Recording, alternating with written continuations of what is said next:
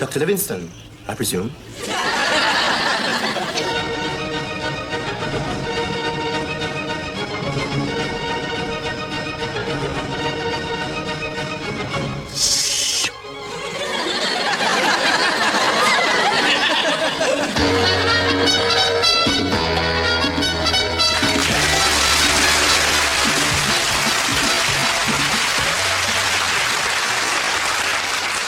Good evening.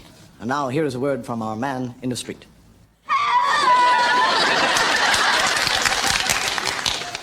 Thank you very much, and good evening, and hello again. A lot of people ask me, do I enjoy working for the BBC? I enjoy working for a television company that is up-to-date, modern, and advanced. So advanced that the magazine that they print to tell you about the television programs which are about to come is called Radio Times. I mean, who but the BBC would put the midnight movie on at 11:30? And the black and white minstrels on in colour. Even this show is called Show of the Week. We do it once a fortnight. It's a company to work for. A very good company to work for. I must tell you, I was in what they call the Playboy Club the other night. And you've never seen such a lecherous lot of old playboys in your life. They have there what they call bunnies. Got big ears, little fluffy tails, and the rest of it to go with it. And I was talking to one of these bunnies in Braille. And I said, tell me, how do you get on with this clientele? Because you're very seductively dressed, and they're a very lecherous lot. Don't they want to fondle you and touch you? And she said, if we are seen being touched by a member of the audience, we are automatically fined. Money is taken from our wages. I said, really?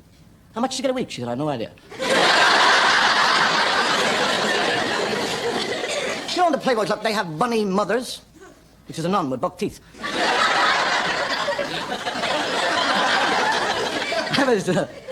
I was watching a poker game, and there was a drunk up on the... And it was like this. And every hand he gets beaten. If he gets two pairs, somebody gets threes. If he gets threes, somebody gets a run. If he gets a run, somebody gets a flush. If he gets a flush, somebody gets a full house. If he gets a full house, somebody gets fours. Every hand he gets, he's beaten. He leaves the table broke, goes to the cashier, writes out a check for 20 quid. And the cashier says, 4 5s, this is you win. That's a great thing about the drunk, you see. Even with the drink, the mind never stops working. You get a fellow sitting on a bus, and opposite him was a rather snobbish type lady, and she looks across, she says, you're drunk. He says, you're fat and ugly. She said, you are drunk. He says, you're fat and ugly. She said, you are drunk. He said, I'll be sober in the morning.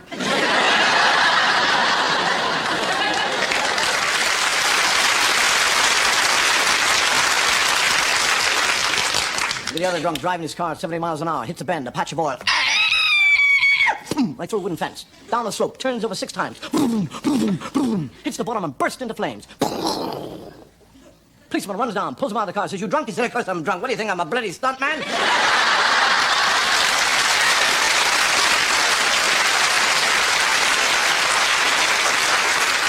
The drunk, he's never lost for the word. But in the church, drinking is not accepted. It's not frowned upon. No particular. You got a priest in the pulpit, and he said, today I am going to talk about the evil drink. The evil born of Satan's satanical mind. I have talked to you about drinking and talked to you about drinking, and you've never listened to me. Today I will show you a practical experiment. I have here a glass of water, a glass of whiskey, and an ordinary old common worm. Now you watch when I put that worm in the water. Pick him out, he's still alive.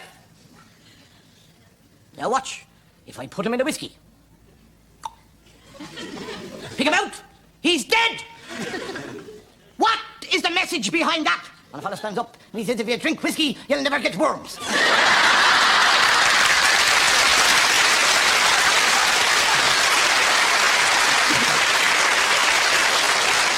You get the train going from Dublin to Cork. There's a fellow walking up and down the corridors, and he's got a couple of bottles peeking out of the pockets. And he's saying, is there a Catholic priest on the train? Is there a Catholic priest on the train? Is there a Catholic priest on the train? And he goes up, and And he comes back down. He says, "There's a Catholic priest on the train." The fellow steps up and he said, "I'm not a Catholic priest. I am a Methodist minister. And if I can be of any help, I would gladly help you." And he said, "Oh, no, sir, it's all right. I'm just looking for a corkscrew."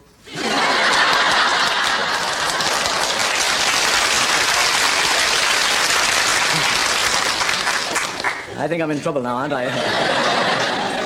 The great thing about drink, actually, a lot of people think about drink, that when you drink, the fellow who really drinks, it creates a nice feeling. And we need this today. We need something to kind of relieve us from the pressures of the world. And people think that drunks are nasty. They're not. Drunks can be gentle and kind, because the drink inspires a love for things that don't really mean anything to you. You can fall in love with a tree, tin can, walls. You get a drunk who arrives home and there's his front door and he goes, "Man, there."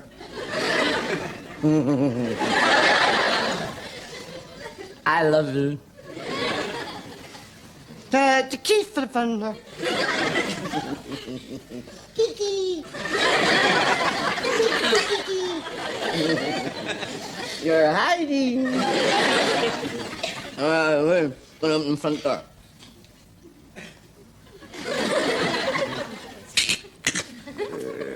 "There's my stairs. Beautiful stairs. Can walk up the stairs. Walk up the stairs. You come in and go stay there." "And then my bedroom door. And then my bed. And then my wife. And there's me."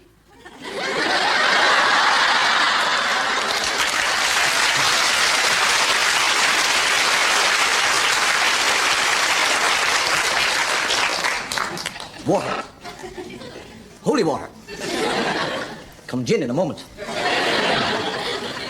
People ask me where does humor come from. As far as I'm concerned, humor comes from being in the right place at the right moment and saying exactly the right thing. "Before I sentence you, do you have anything to say?" Yeah. Get your bloody haircut.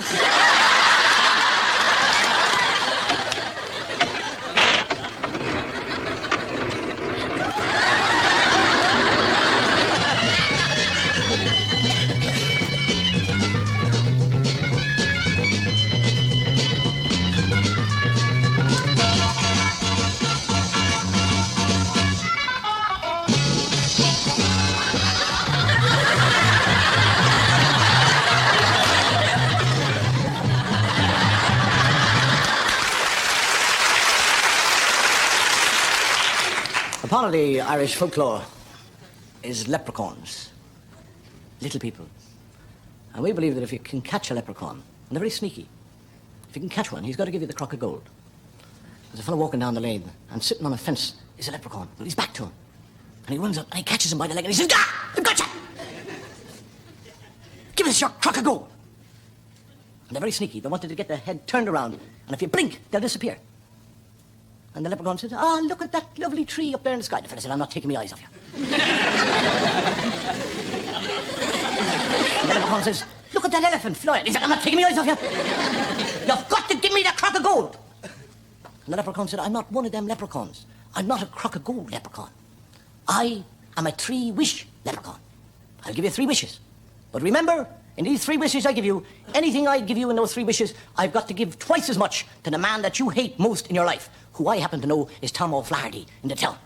And the fellow says, "Right, I'll have the 3 wishes, and he can have twice as much as I can have." He says, "Right, what's your first wish?" He said, "I would like a lovely 12-roomed house."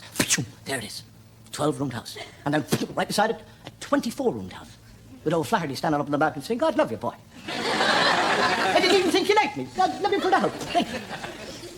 And the leprechaun says, "What do you want for your second wish?" He said, "I want 10 of the most beautiful girls in the world." There they are. Next door, 20. And O'Flaherty's saying, "Oh, God love you. 20 of the most beautiful girls in the world for me." And the leprechaun says, "What do you want for your third and last wish?" And the fellow said, "I want me desire for women cut by 50%.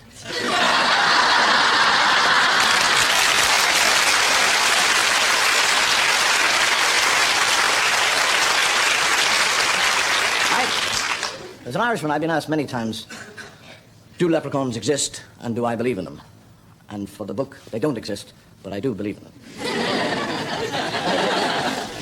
Magic is all very well in the mind of a child, but what of the adult? If the adult were given just one speck of magic in his life, would his mind be able to accept it?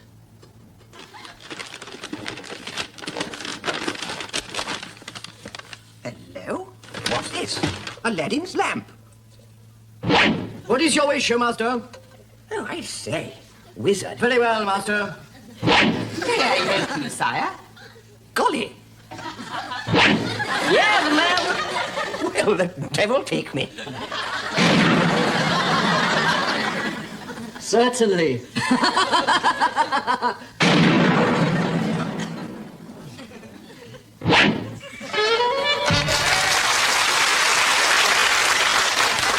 If you go to a clairvoyant, who do you see sitting around the table?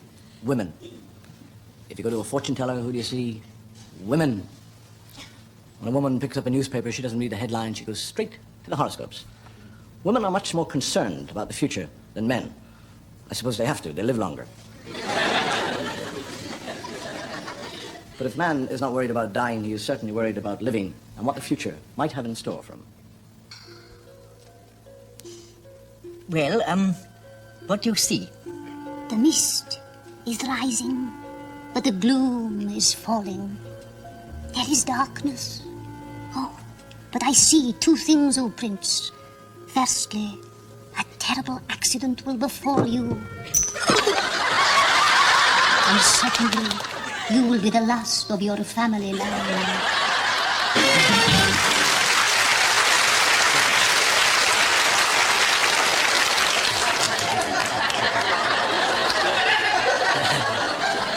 You've got a filthy mind, sir.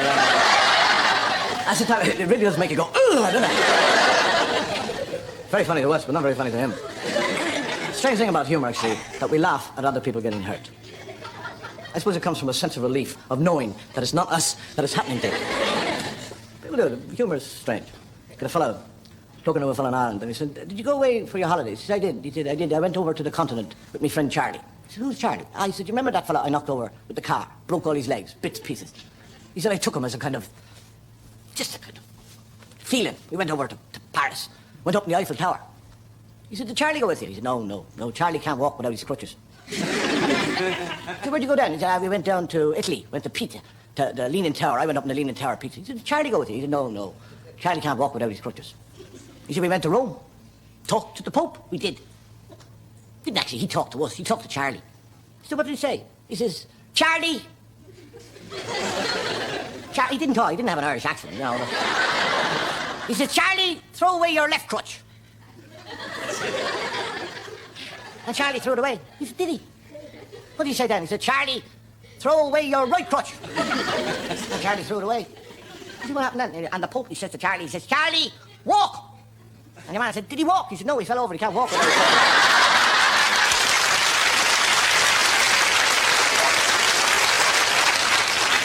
There's no doubt that humor is painful. And we have got some fairly painful examples coming up. Let's see if you'll prove me right or wrong.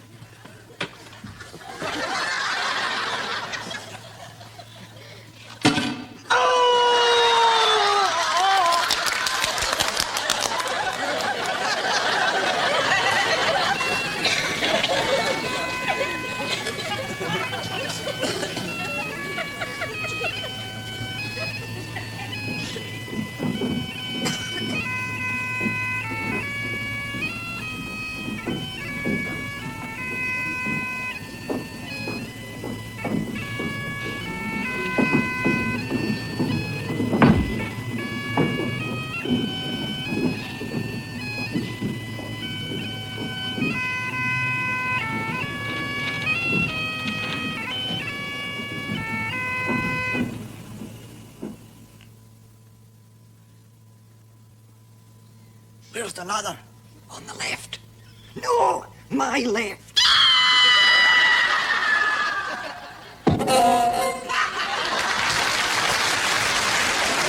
Meanwhile, back in the confessional box, for your penance, I'll give you 10 hour fathers. 10, 9, 8, 7, 6, 5, 4, 3, 2, 1. 0.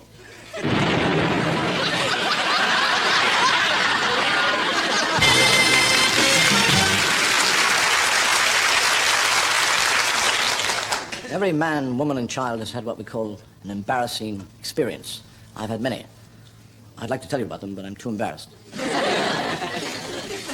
I mean, it's all right to be embarrassed in front of 2 or 3 people.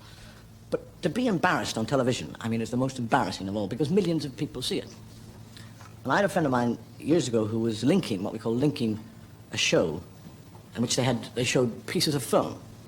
And there was a piece of Elvis Presley film, which was very gentle for Elvis Presley. And what he had to say afterwards was, you might think after seeing that clip of Elvis Presley that he's gone a little quiet. And somebody came to him and said, you've got to be careful how you say that. And he said, what do you mean? He said, well, you could easily say, instead of saying a little quiet, you could say a little queer. And that's a terrible thing to say to anybody on television. Because your mind goes, God, don't let me say that.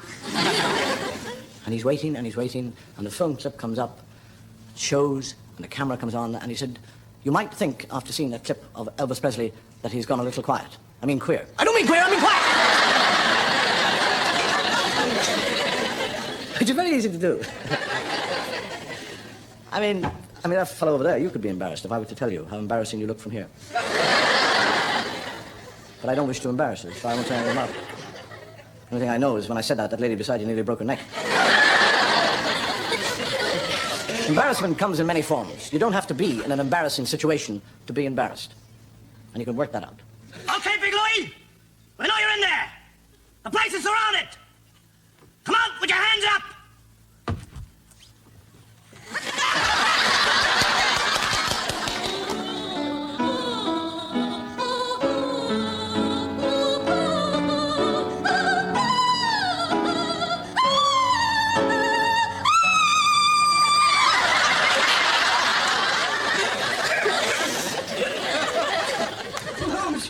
Holmes, what is it, Watson?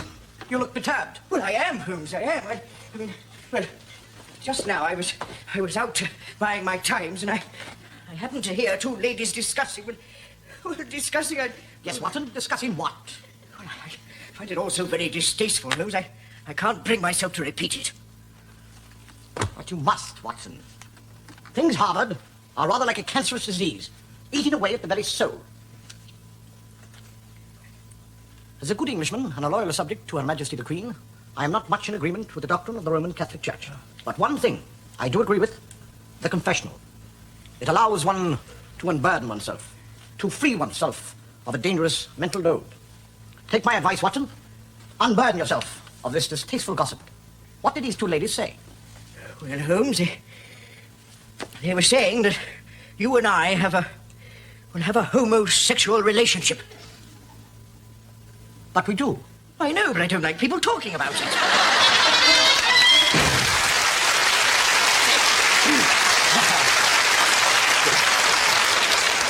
I occasionally enjoy having a little dig.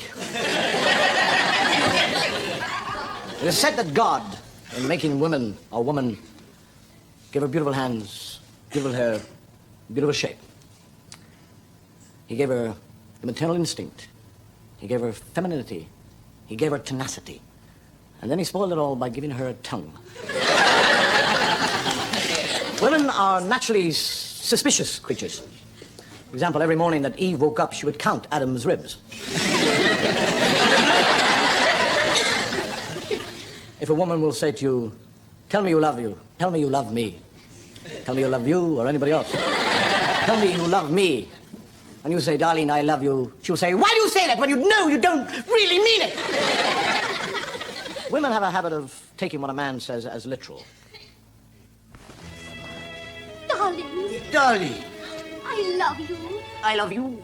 Darling, Yes, darling. promise me one thing. Anything, darling. Promise me you'll never, ever change. Yes, darling. I want you just as you are. Yes, darling. always to be the same. Yes, darling. I want to remember your dark hair, Darling. Cynthia, darling. your mischievous small boy look, Yes, your strong, vibrant voice. Yes, my dear. Your lips full of passion, close to my ear. Oh, don't ever change. No, darling. I feel safe now, knowing that you will always be the same. And knowing that I create in you a desire as old as mankind. A desire to take me. Oh, take me. Darling!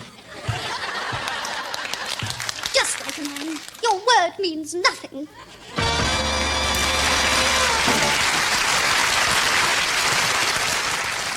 A sergeant and a private in the last war were court-martialed for kicking a general. And the chairman of the court said to the sergeant, "Why did you kick General?" He said, "It was right, sir." He said, "The general's car drove up, door open, he stepped out, right at my foot. I'd been trained to kill, react, boom, I kicked him." It's a complete reaction on my part. And the general said, "Well, quite plausible." He said to the private, he said, "Why did you kick him?" He said, "Well, I was standing there beside the sergeant, sir. Saw the car pull up, the door open, the general get out. I saw the sergeant kick the general, and I thought the war was over, so I'll have a go."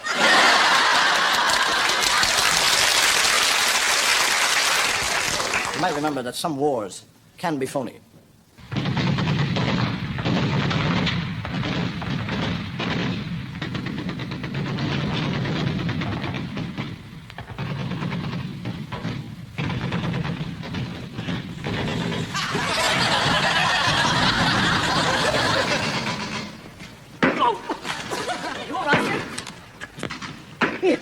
It's a miracle.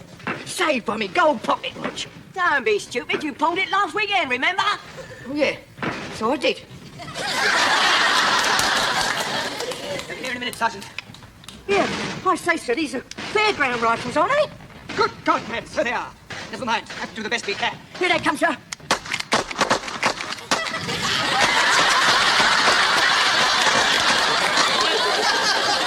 Nein, mein Körner. Hab ich gedacht.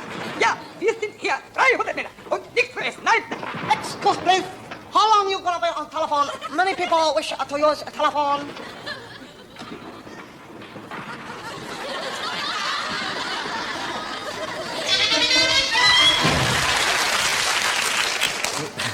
The funny thing about doing comedy is you're never quite sure how an audience is going to react to what you're doing. Sometimes you tell a gag and it goes bang, you get a great big laugh. Other times you do a gag and you lay an egg. By God, that hurts. I've walked off to the sound of my own feet many times. I occasionally, when I'm working in nightclubs, I tell a gag. And up to now, it has never, ever got a laugh. And I'm going to try it on you tonight. See what happens. The gentleman in the bar, there's another gentleman standing beside him, and he said, "You might be interested to know that I am a sadist. I gain pleasure from giving physical pain."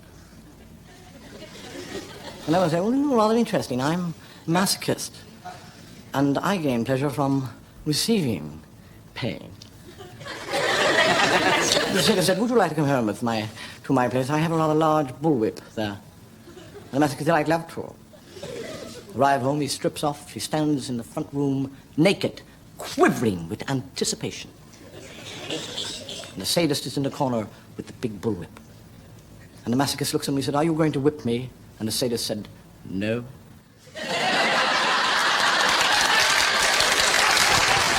You know, people ask me, they say, "Well, what makes me laugh?"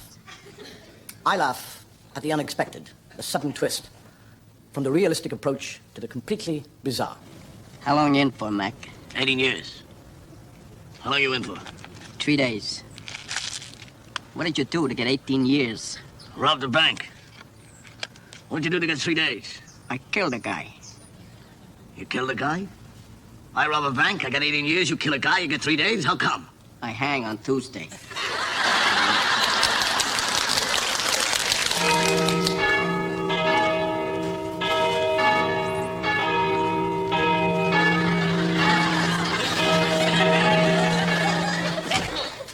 You rang, sir?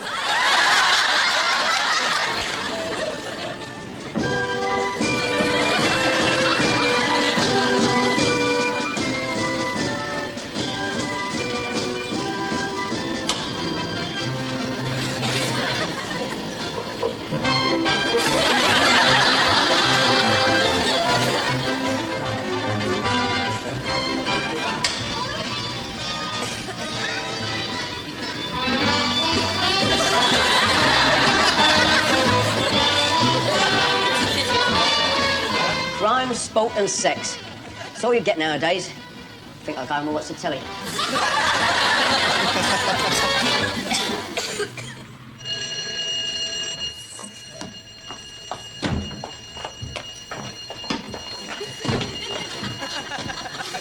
Thank God for that. 120,000 guineas. Beautiful oil painting of Bernardo Strozzi called Il Cappuccino, Miracolo di Santo Zita, early 17th century. Any more? 130,000 guineas. 130,000 guineas. 140. 140, 150. 150,000 guineas. 160. Thank you, sir. 160. 160,000 guineas. Once. Twice. Sold for 160,000 guineas.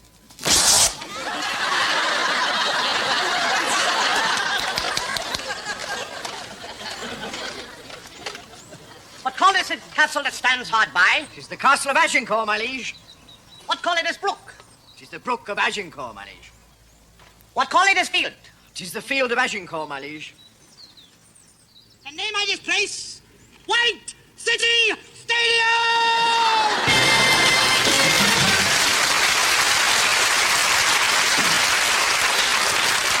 You know the main difference between English and the Irish? The Irish accept death, whereas the English don't. Instead of moaning and groaning and wailing about death in Ireland, we have a party. Whereas the English have coming out parties, the Irish have going in. Call them a wake. They're called wakes. I don't know why, because the fellow's never ever going to come out of it. They lay out in the corner of the room in a suit and all the whiskey's brought in, little Cayley band. God, he's looking well. Lovely suit he's got on. He looked nice in heaven and that. The fellow said he's not going to heaven. He said, you mean he's going down below? He's not going there either. He's not going up, not going down. Where the hell is he going? He's not going anywhere. He's an atheist. So what about that? All dressed up and nowhere to go. We used to have an old expression in Ireland. If you ever got into trouble with anybody and you had to hit somebody and somebody said, what did you hit that fella for? A great excuse was, I wouldn't have touched him, only he pulled the gun on me. It's a great excuse. There's a fella lying dead in a suit.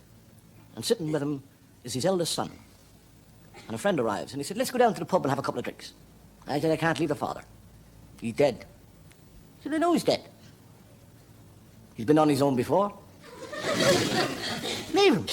He said, I can't leave him. He's my father. He said, he's laid out nice and comfortable. Nobody's going to come in and take him away. Come on down. He said, I can't. Can't leave me father. He said, well, if you can't leave him, take him with us. He said, to the bar. He said, yes. He said, he's dead. He said, I know he's dead, but he's got a suit on. The pub will be packed. Nobody'll know the difference. Sit him at a table. We'll order 3 drinks. I'll drink the odd one first time, you'll drink the odd one second time, and I guarantee you, nobody'll know your father's dead. And he says, right, I'm dying for a drink. I'm dying for a drink. Dad, we're going to the pub. Up over the shoulder. They carry him down to the pub and they plonk him in a seat.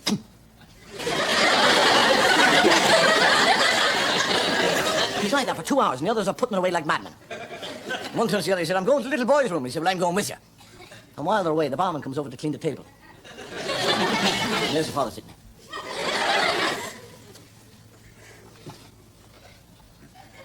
Evening, sir. You all right there? God, you're not looking well.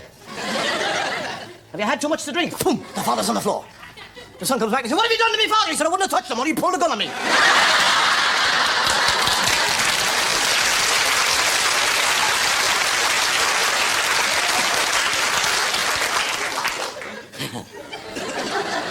It all goes to prove that death can be very funny as long as you're the person who's not doing the dying. The last time, 130 guineas. Going, got.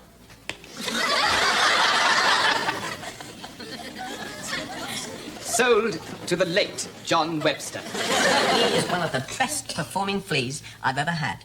I don't understand it. He was perfectly all right yesterday. And then this morning I took him out for rehearsal and he just sat there staring into space. He just refuses to work.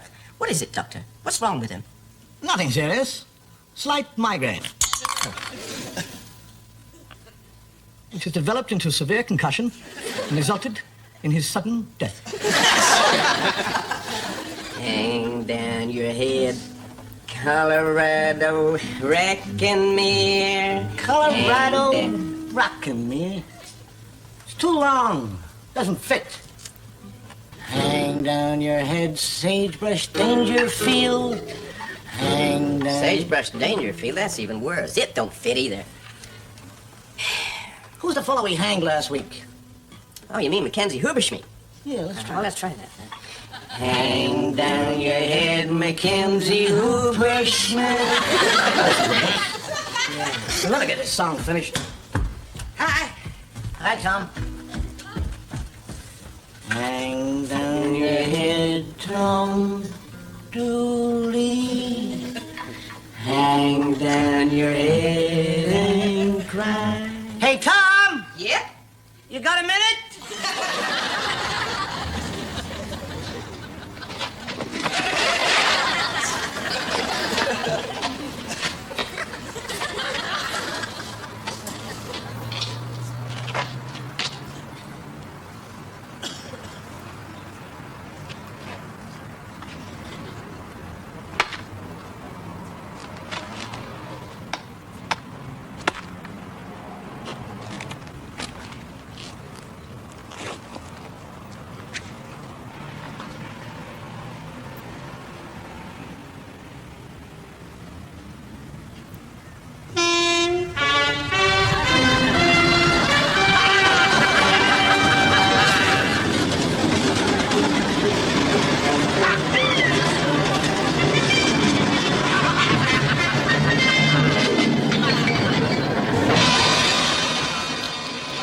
Fear that we are too late. All right, Holmes. Oh, that weapon. It's... My God. It's a dart. Oh, no. Oh. This is a dart used by the Egano Indians. Dipped into poison made from the red lime tree. Oh, and usually used by... One man and one man only. My deadly enemy, Moriarty. Oh, God, Holmes. Watson, yes. If the poison from this dart is not sucked from your posterior, within the next 15 seconds, you shall die. So what's going to happen? You're going to die.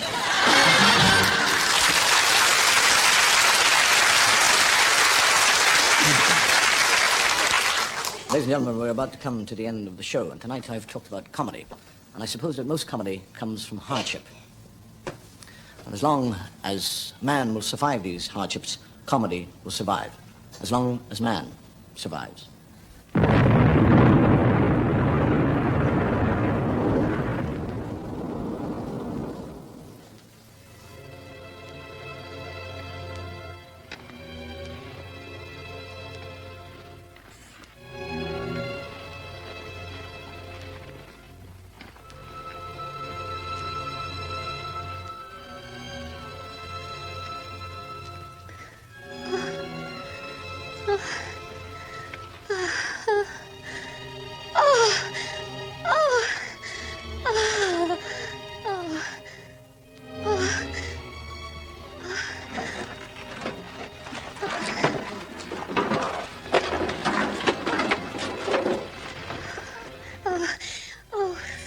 Another human being.